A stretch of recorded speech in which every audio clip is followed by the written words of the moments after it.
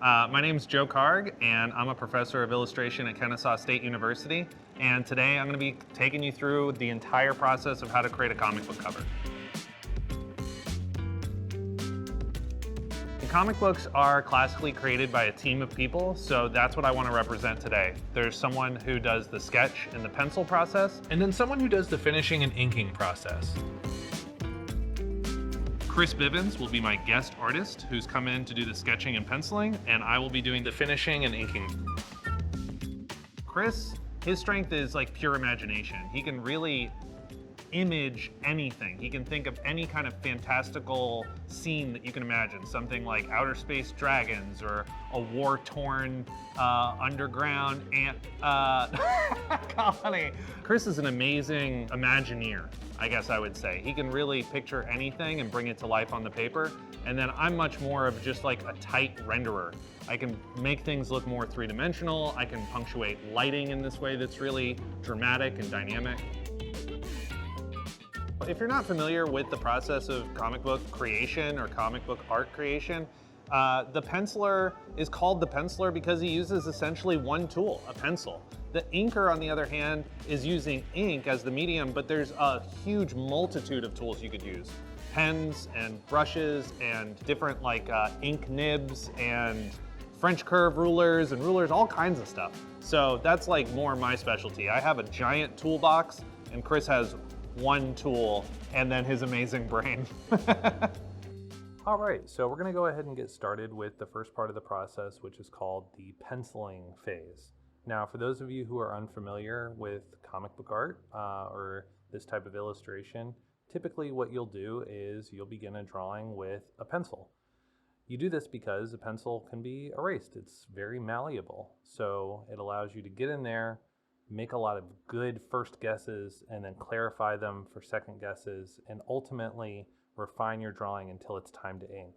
What you're watching right now is a sped up video of an artist named Chris Bivins, and he is rendering in graphite cover image for a sample theoretical Batman cover for DC Comics. And you might notice that what he's drawing on top of is a kind of a bluish gray underdrawing. And the reason for that is because the way that Chris and I work when we do comic book illustration together is that I will create a layout that kind of sets up our composition, and I'll send that to him, and then digitally he will tweak that, refine that, kind of make it a little bit more close to the style that he wants to present the final image as, and then we'll print that out onto a piece of 11 by 17 Strathmore Bristol paper and then draw on top of it. So that's exactly the process that you're seeing now. I'm trying to imagine, if I was a high school student, some questions that I might have if I was someone who already liked drawing, but I didn't quite know how to put an image together as refined as the one that Chris is putting together. And so one of the first things that I want to bring up is, of course, what we're watching is sped up, but Chris is someone who has a very exacting kind of methodology for the way that he draws. He will go into an area of a drawing and put down marks that just reinforce the structure of something, whether it's an arm or a leg, or in this case, like a rooftop, bricks. The composition here that we're looking at, the rooftop is in a 2-point perspective. You can tell that because you're looking at the edge of it. Anytime you're looking at the edge of something, means that you're looking at it in 2-point perspective. So if you imagine a box in space, if you're looking at the front of that box or the back of that box or directly at the top of that box, you're most likely in a 1-point perspective.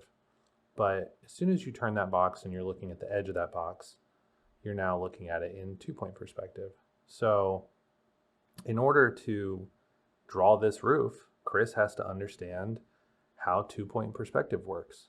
Now, for some of you who have maybe limited experience with perspective, you might be asking yourself, like, well, how come He doesn't have vanishing points that are drawn way off to the sides of this piece of paper that he can draw his lines to. How does he know exactly where all of these lines going in either direction are converging? And the answer to that is that when you draw in perspective long enough, over and over and over again, these types of choices just become intuitive. You know, the honest truth is that the perspective probably isn't 100% accurate, but it doesn't really need to be. You know, it just needs to be perceived as accurate enough to the viewer, and everything will work. So the other thing that Chris is doing is he's going into parts of the body, different parts of the body. He's casting shadows onto them. He's defining some of the muscles of the legs, or, you know, the anatomy of the knee, or he's placing these, you know, satchels that go along Batman's utility belt. And you might be asking yourself, how does he know what those are supposed to look like? And the answer there is it's kind of similar to the perspective question, but it's a little bit different in that in order for someone who is a very stylized cartoonist, which is what I would describe Chris as being, you have to practice every single part of the body over and over and over again. So you are likely, if you go into Chris's house, to find several sketchbooks that are just full of studies of hands in different positions, studies of torsos, studies of how the legs connect to the pelvis, how the wrist connects to the forearm, how the head connects to the neck, and so on and so forth. When you're in school, you do tons and tons of these studies, and then when you become a professional, it doesn't end. You're always doing these studies if you want to continue to get better and better and better at this type of stylization. Now, Chris, he's influenced by a number of different illustrators, both very cartoony in some cases and extremely realistic in other cases. And he's always, in the time that I've known him, which is going on 15 years now, he's always kind of got one foot in the cartooning world and one foot in the realism world. And I think that that should be apparent, at least to someone with a little bit more of a trained eye, when you look at the way that he's developing the image that we're watching right now. The way that the shape language of Batman's figure works is this kind of harmony between very kind of big, almost caricatured, cartoony shapes, and also these shapes are being sort of cut and lit and influenced by the reality of what those shapes would be doing if they belong to a real human being. I think for a character like Batman, unless you're playing it humorous, you have to be an artist who's capable of finding this balance. Because Batman is an intimidating character, Batman is a scary character, Batman needs to feel like if he came to life, you should be concerned about what he's about to do next. And there's a certain amount of reality that is necessary when you draw a character like that.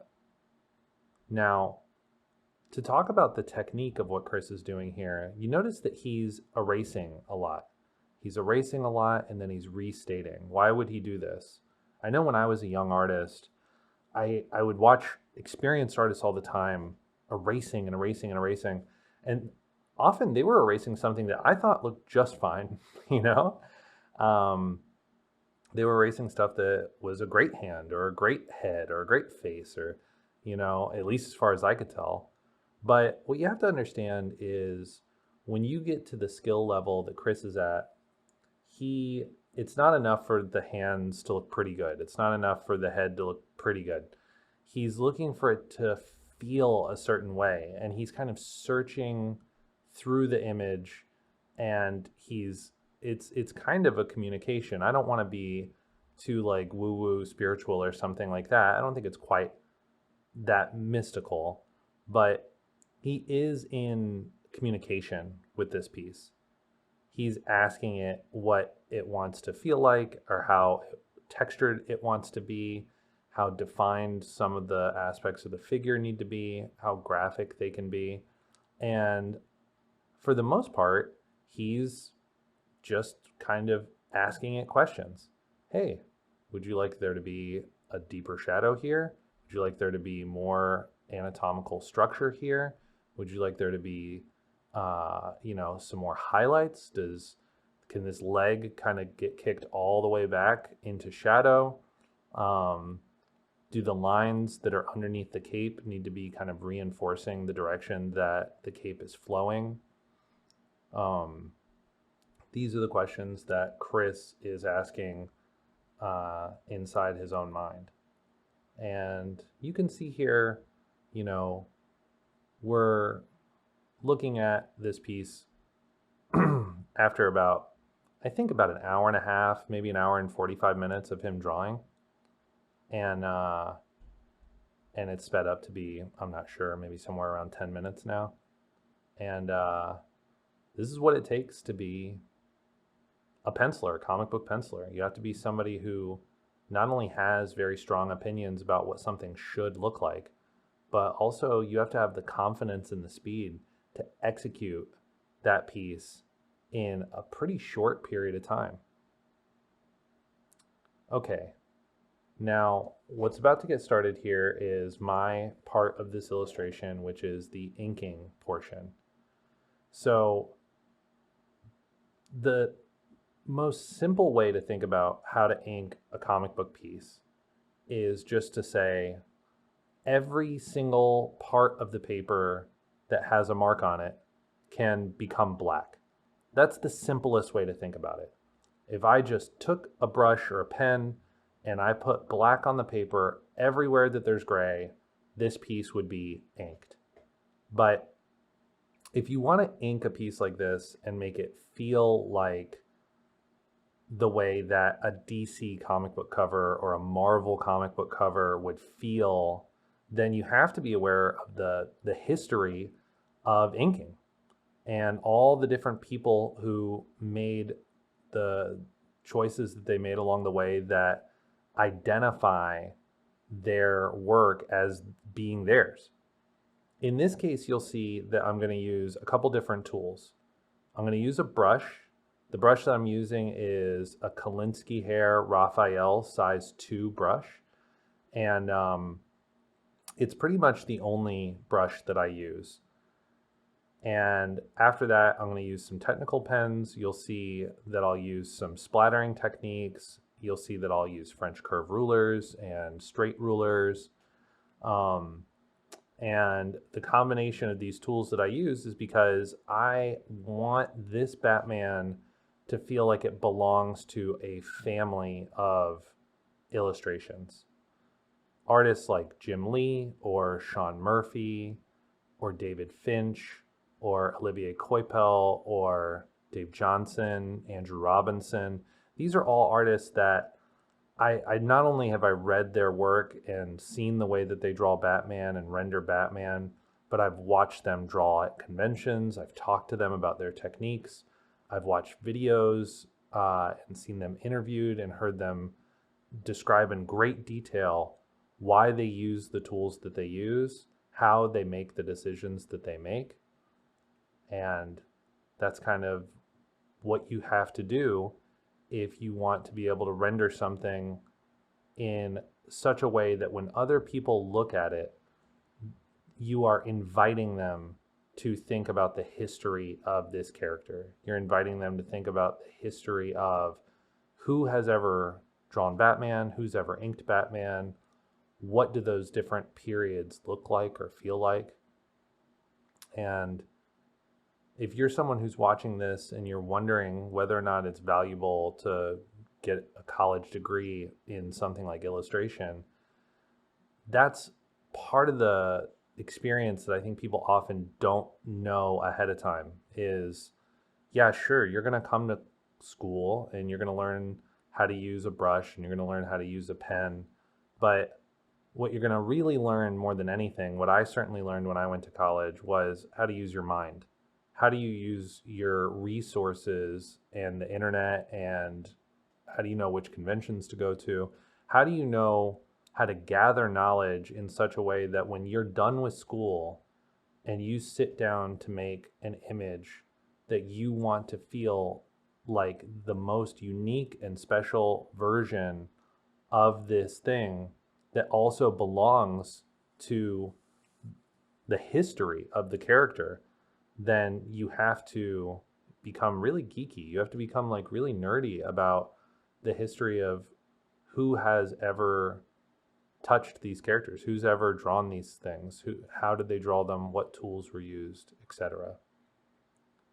So I know we're doing kind of a crash course here, but some of the choices that are getting made by me here are really, they're just broken down into essentially me deciding what is going to be black, 100% black, what's going to be a dark gray, and what's going to be a line. And that's all I'm thinking about the entire time that I'm inking this here, is what's black, what's gray, and what's a line. For everything that's a line, it requires more precision. That's why I use these French curve rulers, or a straight edge ruler like the one that you see here. I also, when I go into a shadow and I want to do a really tight crosshatch like the one that I'm doing in this moment, I'll use a ruler to create that, because I know that that precision will make that area feel, I don't know if this is, like the right word or the wrong word or whatever, but I call it like crispy. I want it to feel really sharp, really precise.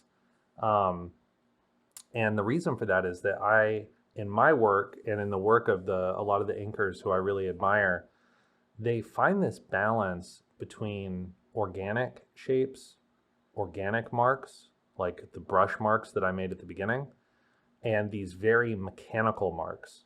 And I think that if you make a big enough combination of these kind of marks together, you'll find a harmony that is extremely appealing. It's not only appealing just for anybody to look at, but it's appealing in this way that when you look at the final product, it makes it feel very professional. It makes it feel complex in a way that anyone who just picked up a brush for the first time couldn't sit down and create the image that I just made.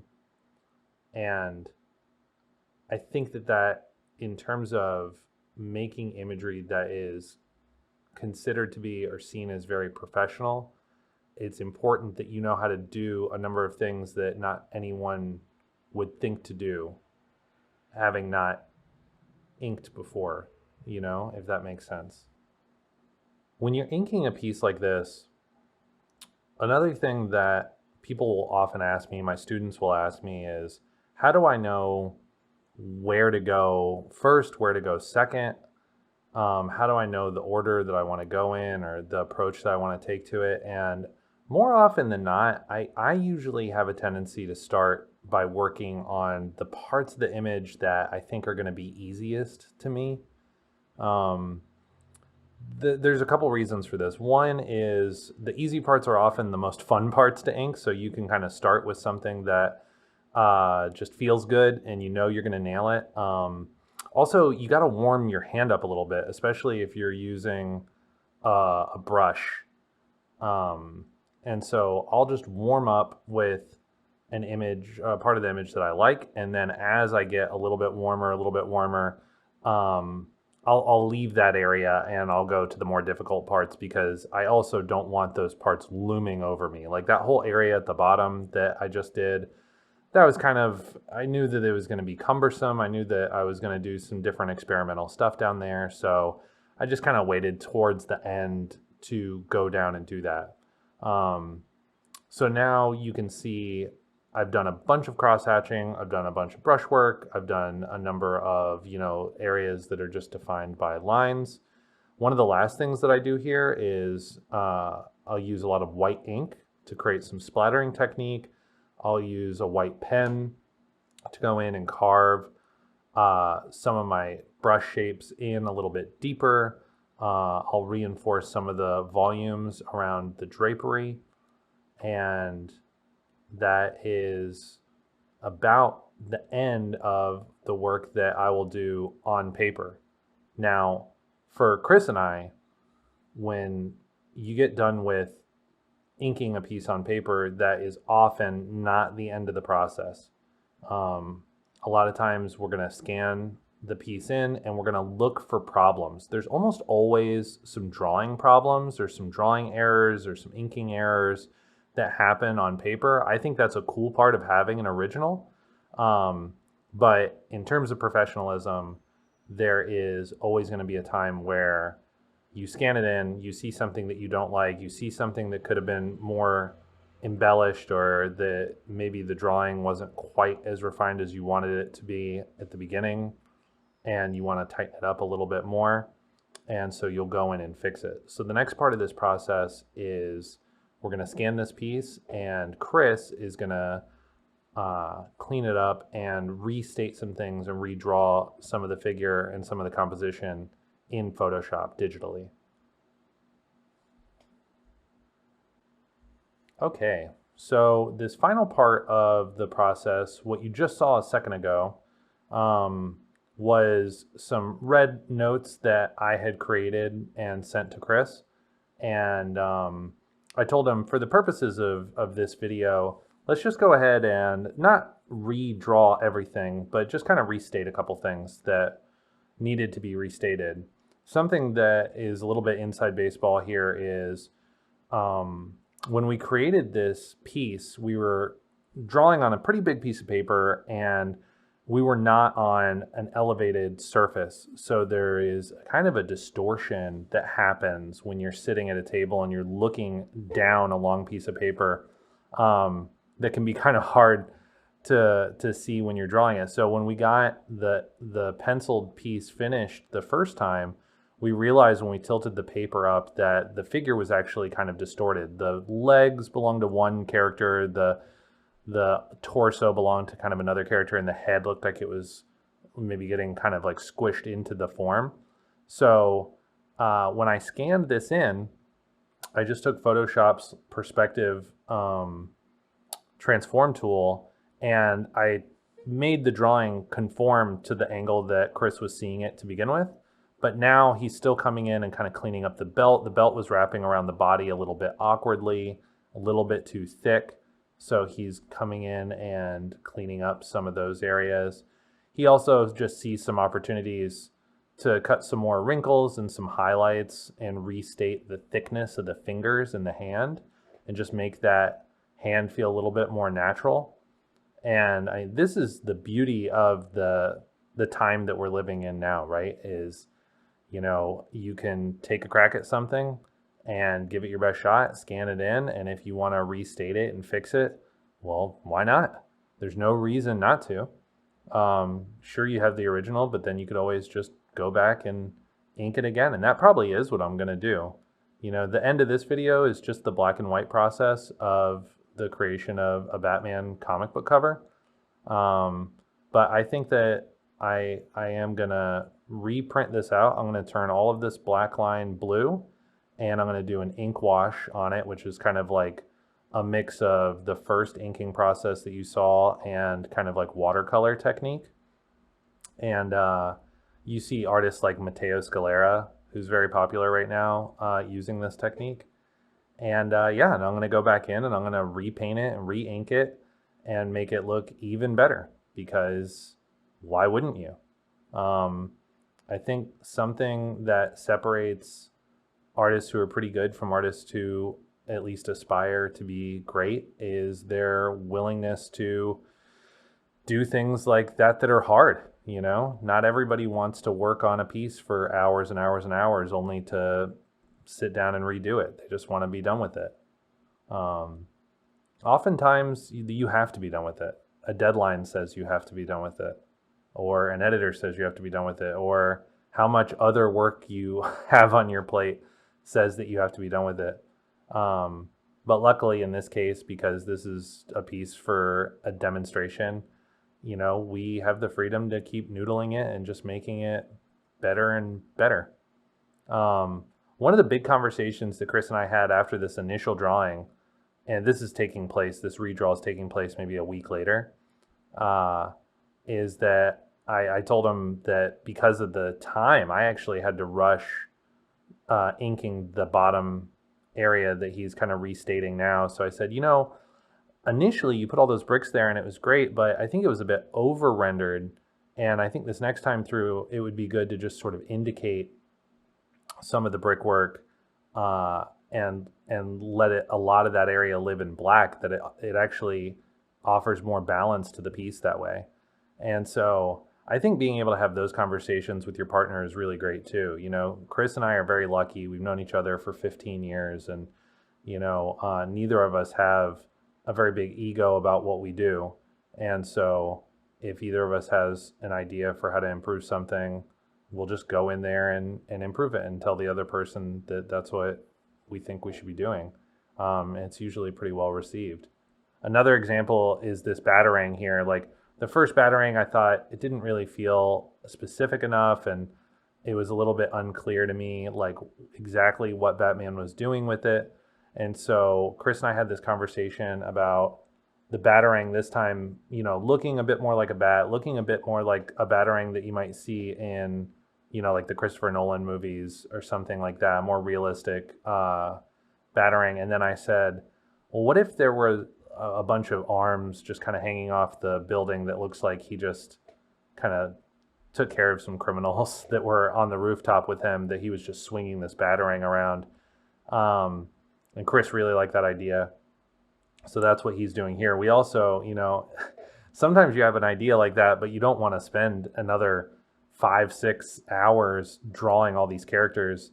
And so you have to find an economic way to suggest something. The storytelling here really only requires that you see one arm hanging over and maybe some fingers from another hand, and indicating the fingers or the hair of another character, and then just this kind of bloody ending that's sort of dripping over the edge. I think a lot of times, like, this is the something you would learn if you watch a lot of old like film noir movies, that in film noir there's these really stylistic things that they would do to indicate gore or to indicate horror or violence or something, but they do it in this way that it only indicates it, and it's actually kind of more upsetting to suggest it than to show the gruesome details of it. And in a lot of cases, those old film noir movies, they did that because they didn't have the budget to do a big action sequence, or they didn't have the budget to show a room full of 20 beat up guys, and in this case, we're doing the exact same thing. We didn't have the time to draw all these guys. And so by just taking the time to indicate it, I think it actually does make it feel a bit more gruesome. And it makes Batman feel like he's maybe a little bit more kind of ruthless or something. The look on his face and his posture, that you've got this bloody scene below him and he's this kind of stoic figure. So pretty interesting. So Chris is just putting a couple finishing touches on here now to like the rope, and having it go back to, it looks like it's, adhered somewhere on the rooftop, or maybe it's wrapped around one of these guys. And now, again, just like little finishing touches here and there, making it look like the rope is kind of wrapped around this Batarang. And that's how he was able to kind of throw it all around the rooftop, which is pretty cool. You could see the shorthand that Chris uses is great too. Like the marks that he's putting on the edge of the rope to show that it's three-dimensional. When I print this out and do my rendering on it, I'll put some really slick lines there, but all I need is a little squiggle to tell me where to go. Same thing on the face here. Chris he's such a skilled penciler when it comes to the shorthand that he uses for where certain marks need to live and where they don't. he's not going to waste any time there going into any greater detail than he needs to, because he knows that there's only a little bit that's necessary for me, and then I'll come in there and I'll tighten everything up. No problem at all. Man, I just love watching this. This is so fun to watch. I hope that you've enjoyed this experience too. You know, there was a time, not to sound like some old person, but I mean, there's a time that I remember being a student in school, and I would watch professionals create images like this, and I would just think that it felt like it was a million miles away for me to know and understand how to make a piece like this. And now that I'm watching as my partner puts the finishing details on this, I understand with great clarity every decision that he's making, the decisions that we've made together. I see the ways that the marks that I made, the inking that I did on this piece, are still living in a really successful way on the parts that have been left alone.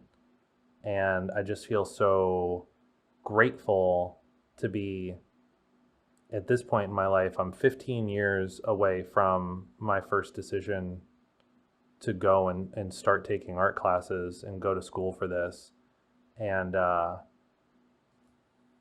it's a remarkable feeling. I grew up reading comics, and all I ever wanted to do was be able to draw these characters and tell stories that looked like this. And now I can. And if you're someone who's really interested in that, you know, maybe this is the time for you to make a decision to take your first step forward too. Thank you so much for watching this video today. I truly hope that you enjoyed it. Perhaps you thought a little bit about which part of this process you might want to be involved in. Do you want to be the penciler, or do you want to be the inker or the colorist? I don't know. If you liked one of them, maybe you should go to school for illustration. Maybe that school should be Kennesaw State University. And if you do come here, I'll be here.